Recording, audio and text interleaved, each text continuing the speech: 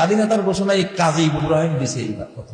স্বাধীনতার ঘোষককে এ নিয়ে যেন সার্কাস শুরু হয়েছে। কখনো জামায়াতের আমির বলছেন কর্নেল ওলি স্বাধীনতার ঘোষক, আবার কর্নেল ওলি বলছেন অন্য কথা। এসবের মধ্যে হাজির হয়েছে আরেক কথিত ইসলামী বক্তা। তিনি বলছেন গান পয়েন্টে দাঁড়িয়ে তিনিই নাকি প্রথমে দিয়েছিলেন স্বাধীনতার ঘোষণা।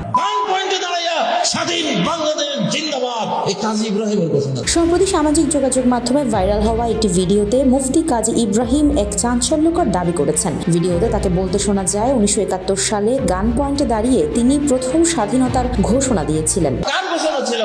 এই কাজী ইব্রাহিমের ঘোষণা ছিল। এখানেই শেষ নয়, মুক্তিযুদ্ধকালীন রাজাকারদের বিরুদ্ধে ব্যবহৃত জনপ্রিয় স্লোগান ধর ধর নাকি তারই দেওয়া বলে দাবি করেন তিনি। ভিডিওটিতে কাজী ইব্রাহিমকে বেশ আত্মবিশ্বাসের সঙ্গে এই ঐতিহাসিক বিষয়গুলো নিজের কৃতিত্ব হিসেবে প্রচার করতে দেখা যায়। রাজাকার ধর ধর মার মার, এই ঘোষণা কার ছিল?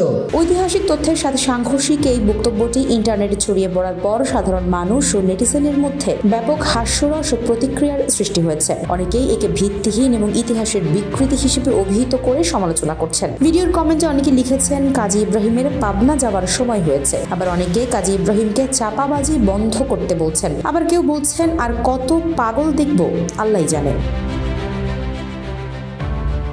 বিতর্কিত নানা মন্তব্যের কারণে এর আগেও বিভিন্ন সময় আলোচনায় আসা এই ধর্মীয় বক্তার নতুন এই দাবি এখন সামাজিক যোগাযোগ মাধ্যমে আলোচনার কেন্দ্রবিন্দুতে পরিণত হয়েছে।